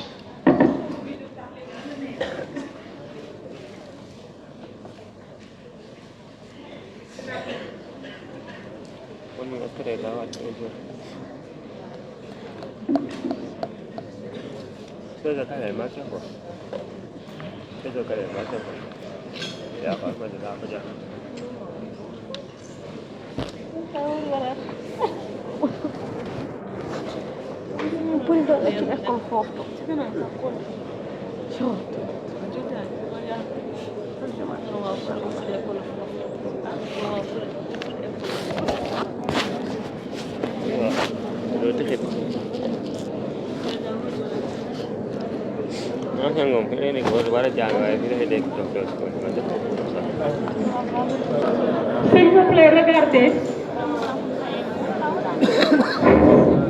S'il vous plaît, voici les stations utilisées. Les stations utilisées, la qualité de la donnée. Et voici la figure pour calculer, s'il vous plaît, mademoiselle, on se calme. Pour calculer, pour déterminer si une année est sèche, si elle est humide, si elle est moyenne. On a calculé la pluie moyenne du bassin versant, donc on va avoir la pluie pour chaque année. Ensuite, on va regarder ce qu'on appelle l'écart par rapport à cette moyenne-là. On a calculé pour chaque année, mais en même temps, nous avons la pluie moyenne du bassin. Vrai ou faux? Donc, on calcule pour chaque année, donc 1942, on sait que c'est en 1943, vous voyez. Ensuite, on fait la moyenne, donc la pluie moyenne, sur l'ensemble de la série. Elle est autour de 650 mm, par exemple. Ça, c'est la moyenne de la série. Et c'est cette moyenne de la série qu'on va considérer comme étant le niveau 0. Donc, je pars comme ça. Ici, c'est le 0. Le 0 a une valeur combien? 650. Donc, je regarde. Il faut que je mette en place des équations pour déterminer chaque fois que la pluie est supérieure à 650, on sera dans cette partie-là. Et chaque fois qu'elle est inférieure, on sera là. N'est-ce pas? Et si ça tourne autour de 650, ça va se situer le long de cette ligne. Autour de 650, autour de la moyenne. Donc c'est ce même travail que nous avons utilisé avec ce qu'on appelle l'indice standardisé de pluie pour déterminer les écarts. Tout ce qui est au-dessus de cette ligne sont les excédents. Donc l'année est excédentaire. Quand c'est en bas, l'année est déficitaire. Quand c'est le long, on dira que l'année est moyenne. C'est des indices. Il y a plusieurs manières de caractériser la saison. Plusieurs manières. Il y a l'indice standardisé, il y a l'écart des pluies à la moyenne, il y a l'indice de sécheresse, etc. Et surtout, si vous avez des données à l'échelle de 10 ans, vous pouvez utiliser l'indice de sécheresse. Très, très efficace. Que nous, on avait produit dans un autre article. L'indice de sécheresse pour la région de Dakar. Et vous voyez nettement les années qui ont des soucis. Des années où on a une baisse de la pluviométrie qui va être considérable. Donc voici un exemple. Et là, ça nous donne une idée sur la variabilité. Et si vous regardez ici, vers la fin, bon, pour l'instant, puisqu'on s'est arrêté à 2012, on a juste une année qui émerge, où nous avons un retour des pluies. Après, pour les autres stations, pour les autres années, la pluviométrie est restée déficitaire. Mais si les observations, parce que nous avons mis à jour, j'ai mis à jour ces données-là, au cours de ces dernières années, c'est vraiment l'aléa. Ça monte, ça descend, ça monte, ça descend, et c'est beaucoup plus visible au niveau de la station de Dakar. Donc, dans nos régions, les données sont très, très variables. La pluviométrie est très variable.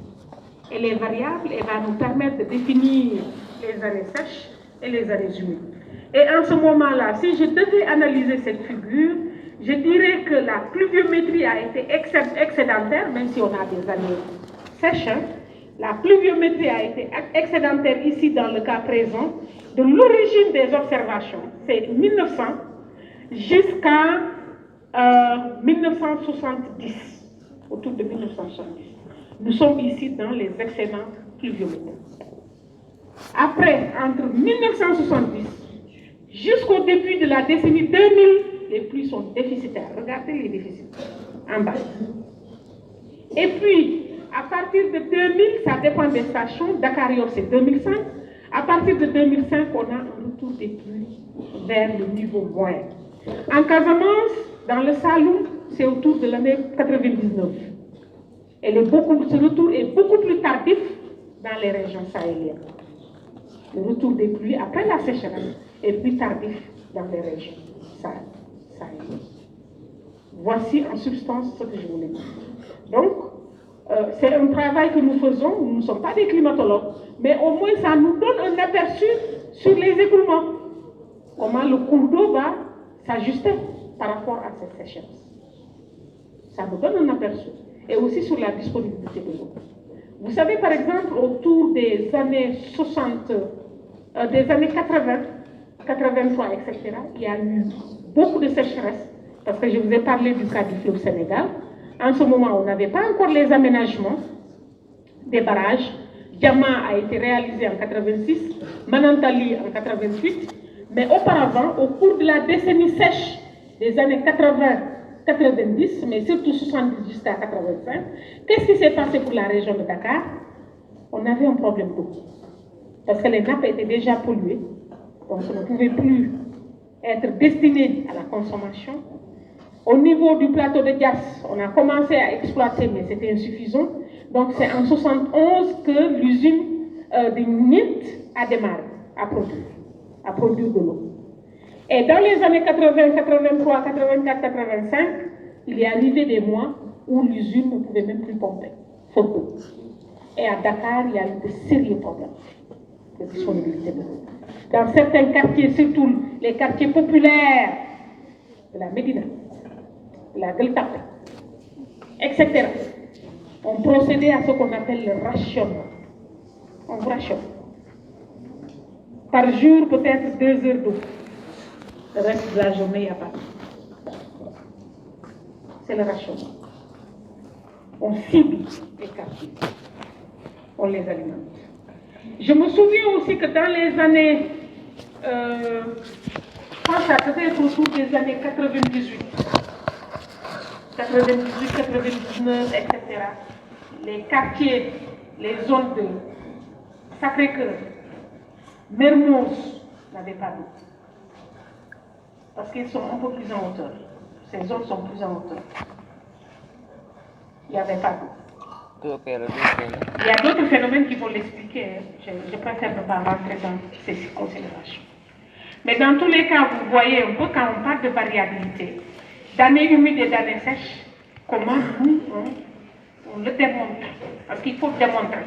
Il ne s'agit pas seulement de dire, il faut des preuves pour dire que l'année humide, l'année sèche.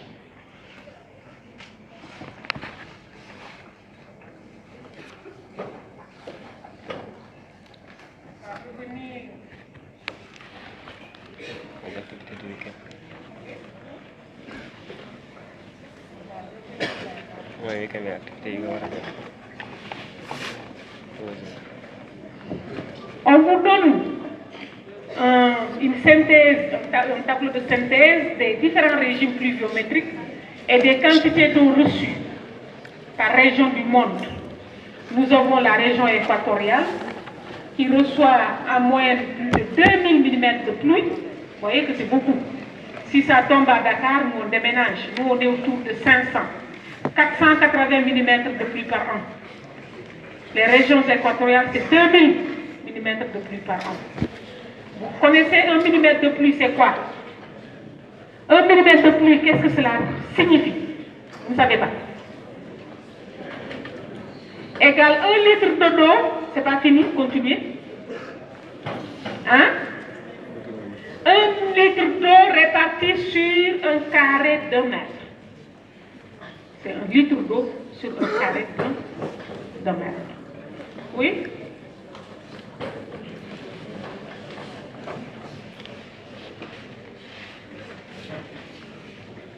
C'est quoi là? Qu'est-ce que vous entendez par la spectacle?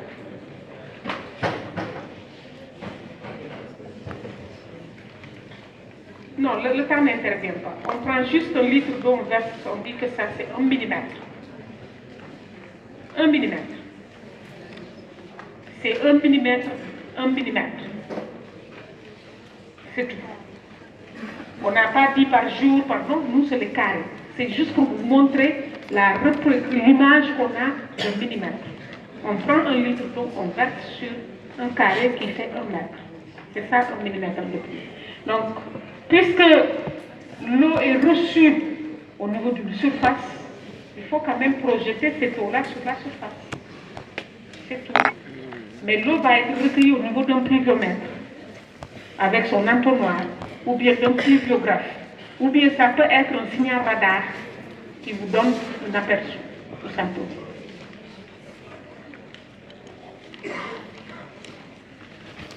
Et donc ici, nous avons les régions subtropicales humides en Amérique, les régions subtropicales sèches, le régime intertropical sous l'influence des alizés, comme les nôtres.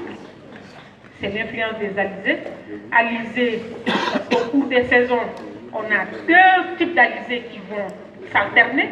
Nous avons même fois l'alizé maritime, pour la région du Sénégal par exemple. C'est l'alizé maritime qui nous vient de l'anticyclone du Sahara. Nous avons l'harmattan qui nous vient de la dorsale saharo-libyenne. Et puis nous avons l'alizé maritime d'origine australe qui nous vient de l'anticyclone de Saint-Anthony. Et c'est cette alizé qui nous vient de Saint-Anthony. C'est une alizé d'abord, hein, qui va traverser l'équateur géographique, qui va nous donner la mousson dans nos régions. Parce que va être dévié par la force de Coriolis. Nous avons les régimes océaniques tempérés et les régimes polaires et arctiques. Et pour chaque région, le volume reçu. Ensuite, on avait parlé du déficit d'écoulement qui est exprimé par l'évaporation dans le cas présent, qui connaît avec le climat, les éléments du climat. Les éléments du climat, on peut les lister rapidement. Quels sont les éléments du climat que vous connaissez? La température. Température, humidité, radiation, insolation, direction du vent, évaporation, évapotranspiration. Mais on ne va pas considérer tous ces paramètres. Moi, si je dois faire une étude biologique, oui.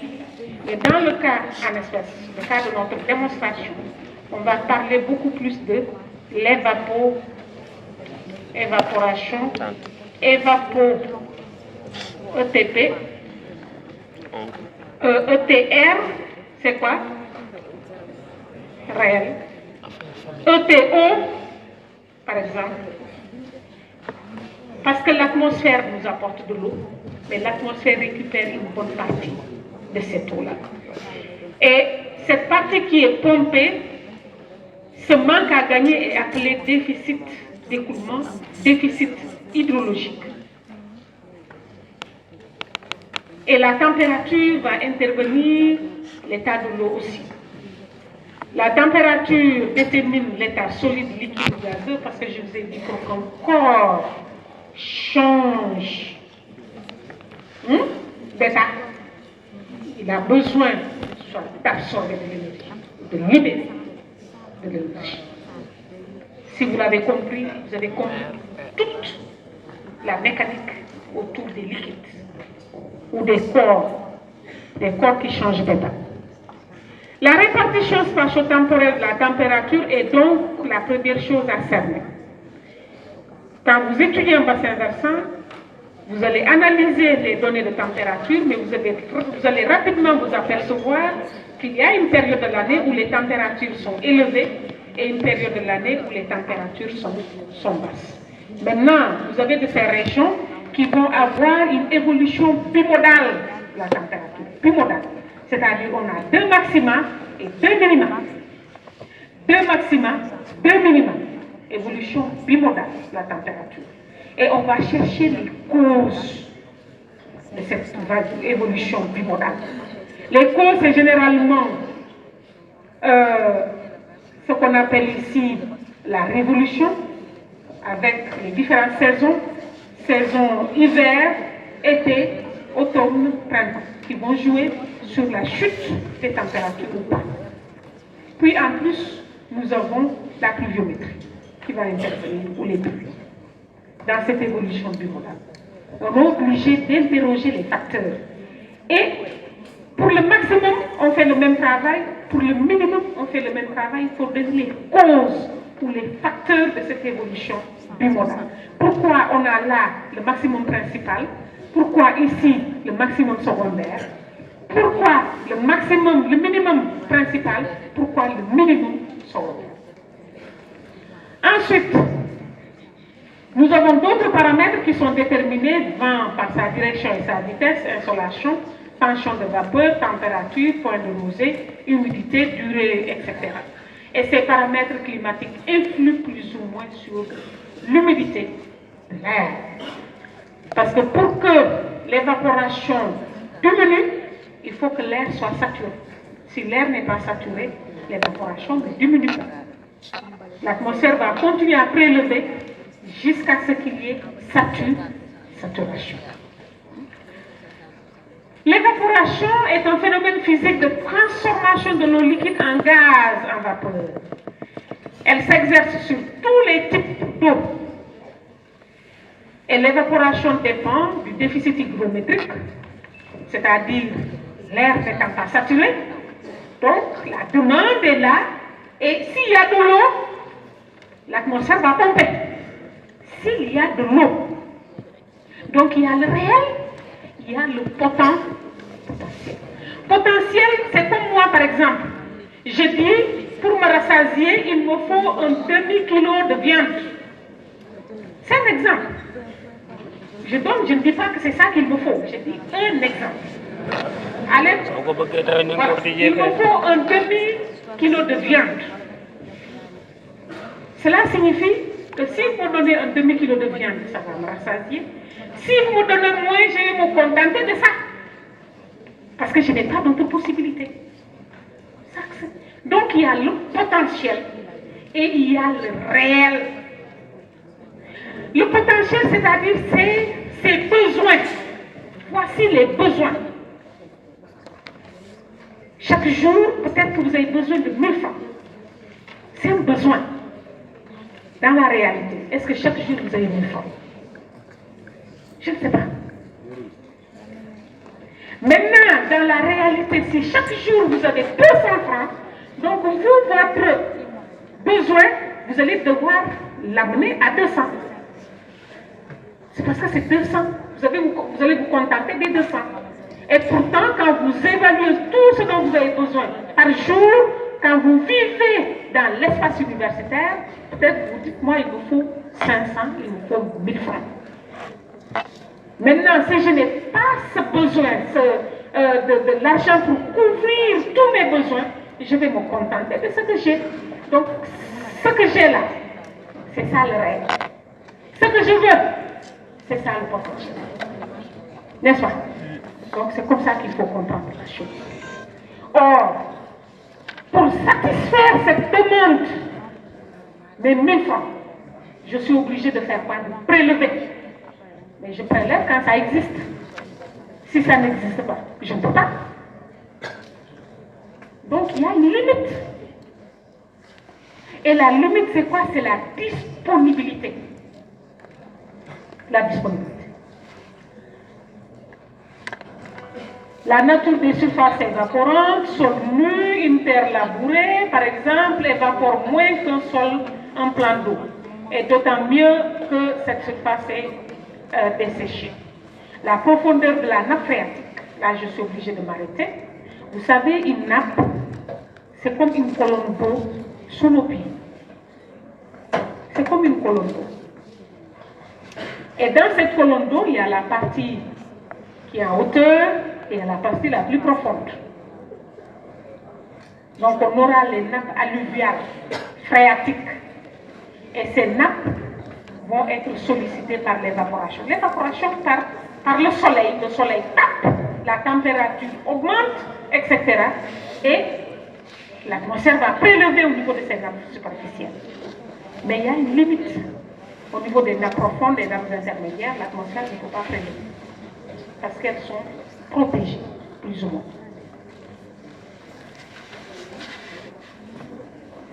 Donc la profondeur de la nappe, elle est affleurante, l'évaporation plafonne à son maximum et diminue au fur et à mesure que la nappe baisse.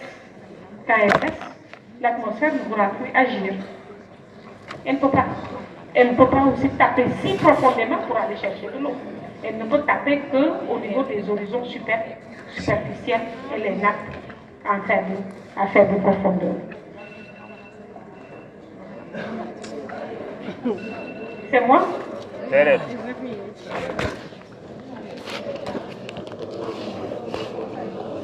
La transpiration des plantes va jouer aussi, c'est la photosynthèse. Hein. Les plantes, pour réaliser la photosynthèse, ont besoin d'eau. Donc, pour couvrir leurs besoins. Donc, c'est le plus grand phénomène physiologique de transformation de l'eau en vapeur par les êtres vivants et surtout par les végétaux. Elle est considérable en raison de l'étendue de la végétation. Plus la végétation est importante, plus les végétaux vont prélever. Et l'évapotranspiration va être importante. La transpiration est commandée par les facteurs thermiques, la température de l'air, son déficit hygrométrique et sa turbulence autour des plantes, l'humidité du sol, la lumière qui joue sur l'ouverture des stomacs, pour la photosynthèse, la fonction physiologique de la plante. La transpiration tend à croître du lever, s'il vous plaît, monsieur. Vous savez, nous sommes dans l'amphi. Celui qui ne veut pas suivre, il sort. Mais de grâce, ne nous gênez pas. Vous deux là, arrêtez de bavarder. Parce que sinon, peut-être vous, ça ne vous intéresse pas, mais les autres, si. Donc, quand vous ne voulez pas suivre, mais sortez. C'est aussi simple que ça. Mais au moment où je parle, vous parlez, finalement, ça devient quoi? Un vacarme. On continue.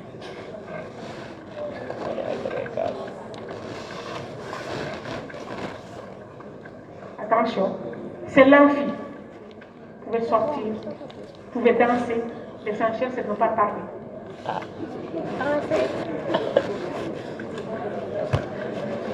Je poursuis. On a dit que la température a tendance, l'évaporation a tendance, l'évapotranspiration a tendance à augmenter du lever du soleil à midi pour décroître ensuite et tomber très rapidement dès le coucher du soleil. Et on voit souvent dans la pratique, hein, ça c'est une pratique. Nous avons une pratique, on a tendance à arroser toujours le soir, le matin et le soir. Pourquoi? Vous ne vous avez jamais posé cette question. Pourquoi arrose-t-on le matin et le soir? Pas à midi. Est-ce qu'on arrose à midi? Vous allez me faire la recherche sur ça. Et la semaine prochaine, on partage. Je répète, recherche. Et je vais cibler 4 personnes. Les volontaires, 4 personnes. 1, 2, 3, 4. C'est suffisant. 5. On s'en tient là. Donc vous allez me faire des recherches. Pourquoi on arrose le matin et le soir? Pourquoi on n'arrose pas à midi? Et la semaine prochaine, je vous laisserai chacun 5 minutes pour partager. Ça peut être 2 minutes par étudiant. Donc vous êtes 5, si je dis 2 minutes, c'est 10 minutes. Si je dis 5 minutes, vous voyez, c'est beaucoup. C'est presque une demi-heure. Je vais dire 3 minutes par personne. Pour juste partager pourquoi on arrose le matin et le soir. Et pas à midi. Pourquoi on n'arrose pas à midi? C'est bon? Oui. Une prochaine activité. Parce que déjà, regardez, si je donne 2 minutes par étudiant, c'est 10 minutes que je perds. Donc, une prochaine activité, vous pourrez partir. C'est bon? C'est d'accord? Voilà. Oui. Je dis pourquoi on arrose. Le matin et le soir. Mais tous transforment, il y a de la transformation, c'est des êtres vivants. Vous aussi, vous êtes où? C'est des êtres vivants. Ça peut être des plantes, ça peut être des légumes, ça peut être des fleurs. Pourquoi on arrose à cette heure-là? Ou à ces heures-là? C'est des êtres vivants, non? Vous voulez que je réponde à votre question?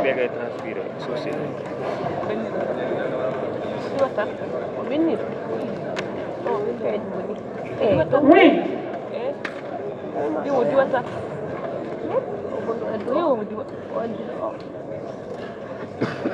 Micro. Est-ce que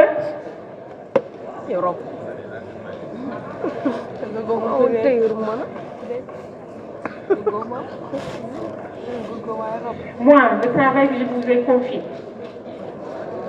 Ah oui, la température du point de rosé, oui, ça fait partie des températures. Hein. Ils sont en train de tricher avec moi. Vous n'êtes pas plus malin que moi. Madame. Alors, elle me répond à une question. elle concrétise le pouvoir de l'atmosphère de rendre tout une partie de l'eau qu'elle a précédemment précipitée.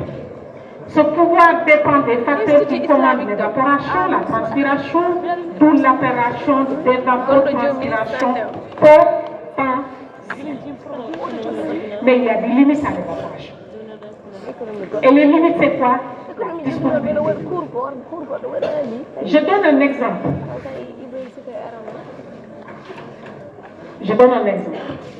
Je vais dans le désert. Il n'y a pas d'eau. Et on sait que la demande, elle est importante. Hein? Peut-être va dépasser les 3000 mm. Mais comme il n'y a pas d'eau, qu'est-ce qui va évaporer? C'est ça.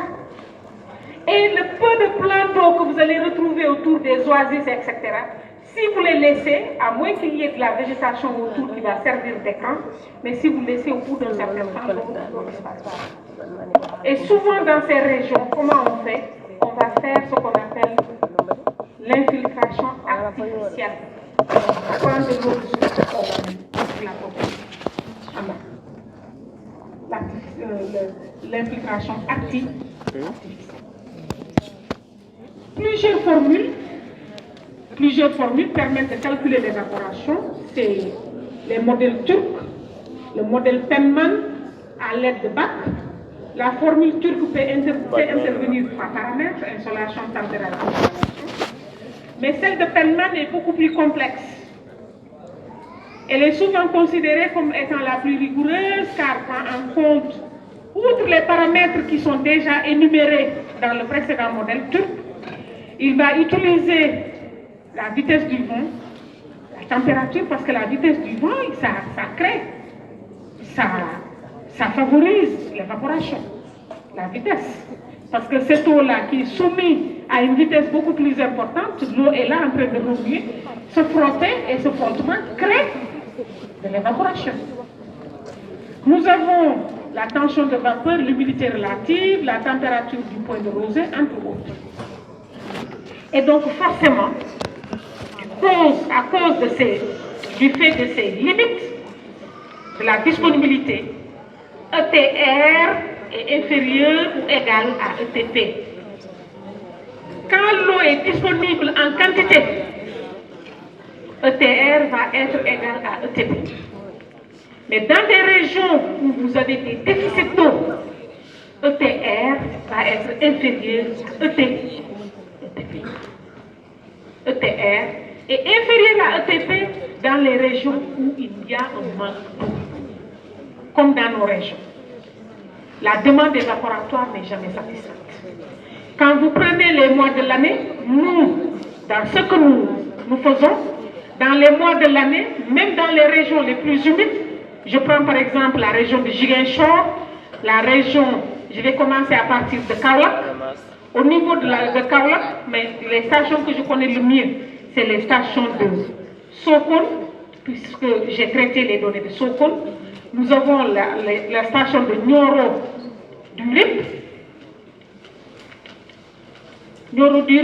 Banjul, pour ne citer que cela, je vais mettre d'abord Toubacouta.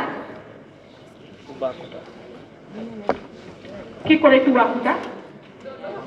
Nioro du Rip. Non, c'est pas grave, j'ai déjà mis Banjul plutôt. Si je mets Banjul, je vais directement à Ziguinchor, je vais l'appeler Zik, comme nous on le dit, nous qui venons de là-bas. Zik. Qu'est-ce qui se passe? Ah, nous c'est comme ça, on dit Zik. Alors, au niveau de ces stations,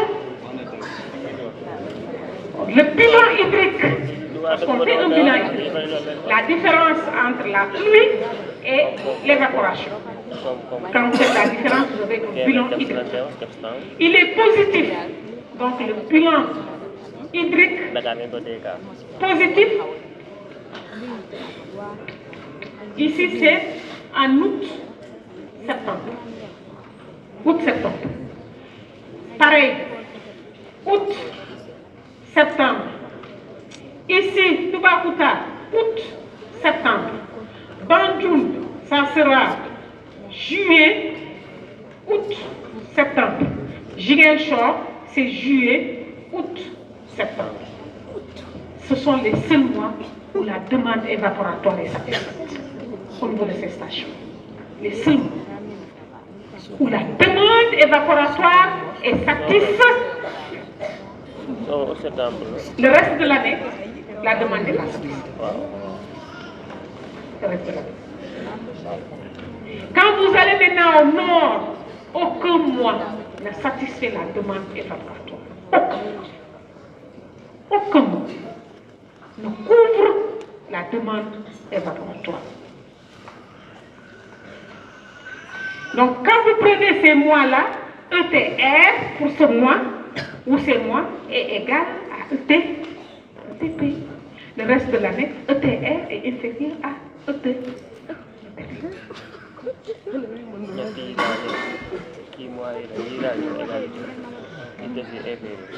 Il y a les méthodes d'estimation et refus, etc. Toute la dialectique autour de ça. de manière pédagogique, de manière analytique, etc. Et ce que je vais vous montrer, je vais aller directement sur cette image. Il y a un plafond à tout, du fait de l'eau, la disponibilité.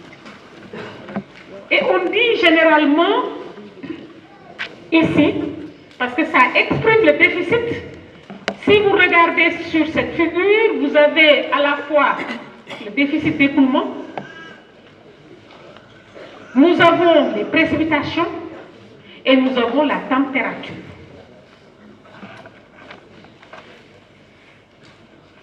Quand la température augmente, le déficit d'écoulement augmente.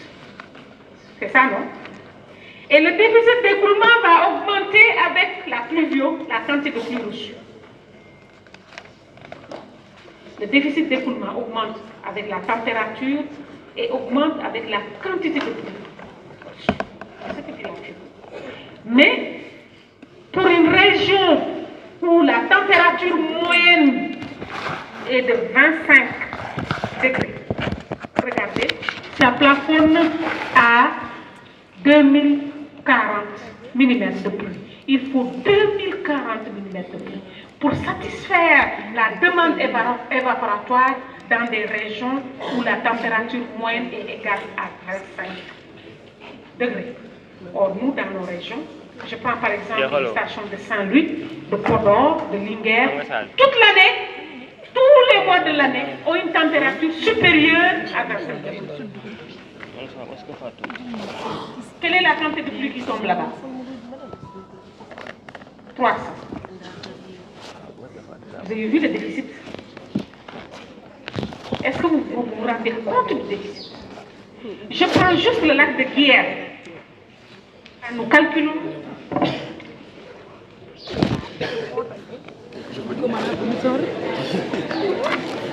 Madame,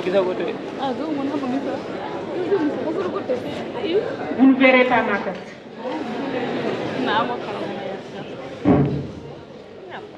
Quand je prends le lac de Guiers, je considère juste l'apport pluvial. Je n'ai pas dit fluvial. Pluvial. L'apport pluvial au niveau du bassin du lac de Guiers, P, moyenne annuelle, est autour de 350 mm. L'évaporation.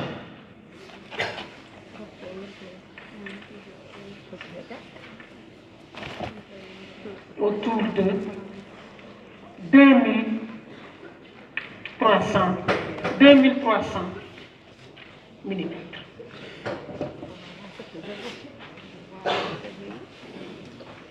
Qu'est-ce que vous en dites?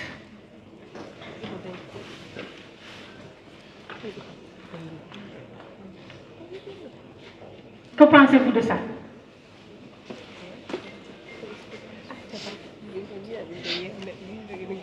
L'apport pluvial, c'est autour de 350. L'évaporation annuelle, autour de 2300.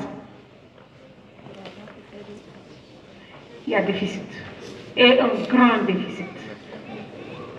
Et dans le lac de Guiers, avant les aménagements des barrages, l'essentiel de l'eau était perdu par évaporation. Tellement elle est intense. Et aujourd'hui, il faut le bilan, dans ce bilan hydrologique plutôt, dans le bilan hydrologique du lac de Guiers, le bilan hydrologique du lac de Guiers,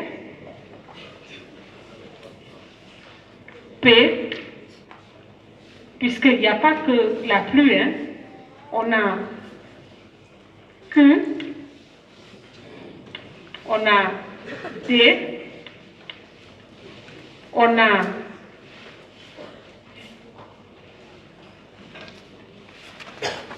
non, ce n'est plus pluie seulement. Je prends le Q. Parce que c'est c'est difficile maintenant d'établir le bilan hydrologique. Ou je continue avec le P, mais on verra. P égale Q plus E plus l'apport du fleuve. Donc, je mets fleuve plus les rejets d'eau, les eaux usées. Ici, on est autour de 5% des apports. Là, c'est pourquoi d'ailleurs le lac de Guiers, il faut mettre apport, c'est-à-dire les entrées. Vous mettez fleuve, nous sommes autour de 95%. Je mettrai 93%.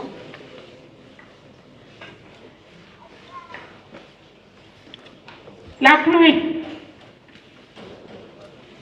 on est autour de 4% seulement. Et maintenant, les rejets, on est à combien? 97. Les rejets autour de 3%. Voici l'apport pluvial, les entrées. Et donc, l'essentiel de l'eau aujourd'hui dans le lac est dû à quoi? Le fleuve. C'est le fleuve qui alimente. Ce n'est plus un régime, pour le considérer, on ne va plus parler de régime pluvial. Non, il n'est plus pluvial, il est fluvial. C'est un régime fluvial. C'est le fleuve qui l'alimente. En permanence. 12 mois sur 12, chaque jour.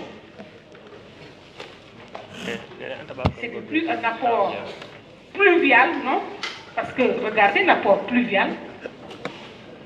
C'est maintenant un apport fluvial. Oui.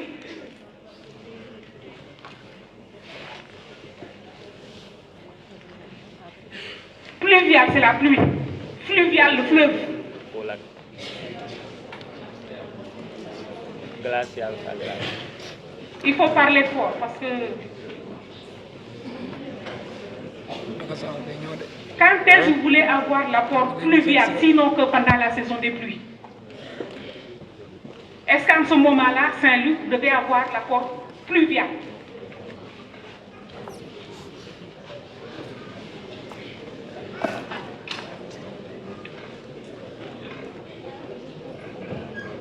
Donc le déficit d'écoulement, c'est la différence entre la pluie tombée et la pluie écoulée ou perte hydrologique.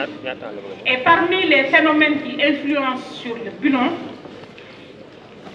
précipitation écoulement, nous avons les répartitions saisonnières des températures et des chutes d'eau qui jouent un grand rôle.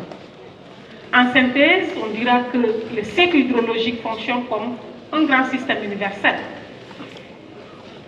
Et dans l'examen des conditions orographiques et géologiques, le travail permet de voir l'influence du relief et du sol sur le régime hydrologique, et l'influence du relief s'exprime par l'altitude, l'orientation des chaînons, l'effet de la pente qui influe sur la pluviosité et sur et par là sur le régime. La nature du sol, l'encaissement des lits, la présence de vastes zones submersibles au total, les conditions orographiques et géologiques du régime doivent être notées avec soin. Les conditions d'alimentation sont réalisées par les précipitations et indirectement par la couverture végétale, conditionnée et avant tout par le climat. L'étude des différents facteurs géographiques doit être faite dans le seul but d'exprimer les répercussions qu'ils peuvent amener ou engendrer sur le régime des cours d'eau. Et ces facteurs agissent par une action combinée, favorable ou non à l'écoute d'eau. Et il en résulte des processus hydrologiques qui font du bassin versant une entité. Mais tout ce qui tombe sous forme de précipitation finit soit par s'écouler, soit par s'évaporer. S'écouler en surface, s'écouler en s'infiltrant est l'évaporation. Et tout ce qui tombe ne s'écoule ou ne s'évapore pas immédiatement, mais séjourne un certain temps dans le sol et le sous-sol. En l'absence de précipitation, l'évaporation et l'écoulement jouent au dépend de ces réserves, d'où l'importance de connaître le stock d'eau contenu dans le sol et le sous-sol. Et pour finir avec ce long chapitre, le principal objectif de la caractérisation du bassin est de dresser un portrait global du bassin. Il faut dresser un portrait global du bassin. Et en dressant ce portrait, vous allez ici voir les différents facteurs qui vont influer sur l'écoulement, donc dans le système hydrologique. Il faut repérer maintenant les problèmes. Une fois que le bilan est établi, on repère les problèmes, où se situent les problèmes, et on va chercher à les solutionner. Donc, déterminer les zones d'intervention prioritaires, préciser les objectifs, préparer un plan de mise en œuvre. Et on va aller très vite, parce qu'ici, on va rentrer dans les calculs. Pas aujourd'hui, je sais, il est 10 heures. Soit à 12 heures, soit au retour des fêtes. Moi, je ne sais pas, je ne décide rien. Madame Bey, on lui dit va enseigner, elle vient enseigner. On lui demande rentre, elle rentre. C'est pas à vous de me demander. C'est l'autorité. Moi j'ai un kilifa. Vous n'en avez pas, mais moi j'ai un kilifa. yow amal jàmm rek ba gars yi toog seen caméra ko ñu lay jaay si nga xool. À l'université, l'étudiant peut ne pas avoir de kilifa. Il est libre comme la mouette.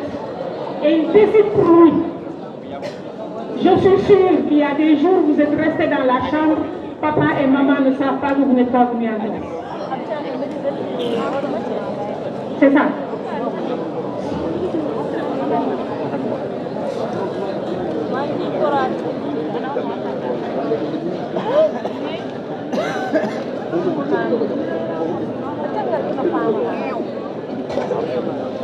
Raconter, je lire ici, on me dit, même si je ne suis pas hydrogéologue, ça c'est du travail de l'hydrogéologue, c'est pas mon travail, moi je suis hydrologue.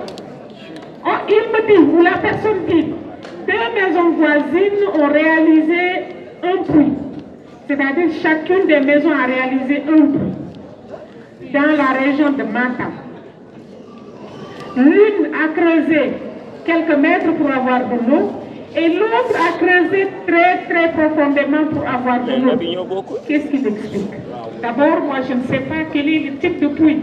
Est-ce que c'est un puits traditionnel ou un puits moderne? Il manque cette précision. Un puits traditionnel, c'est le puisatier que vous prenez.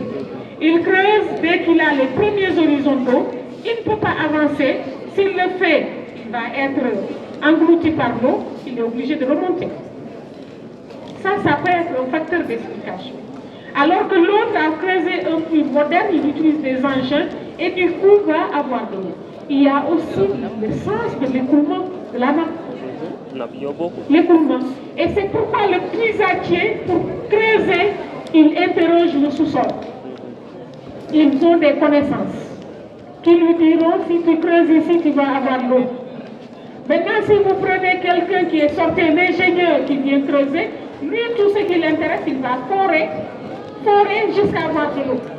Mais il ne va pas interroger son savoir empirique. C'est aussi un facteur d'explication. Entre autres, il y a la proximité par rapport à la vallée.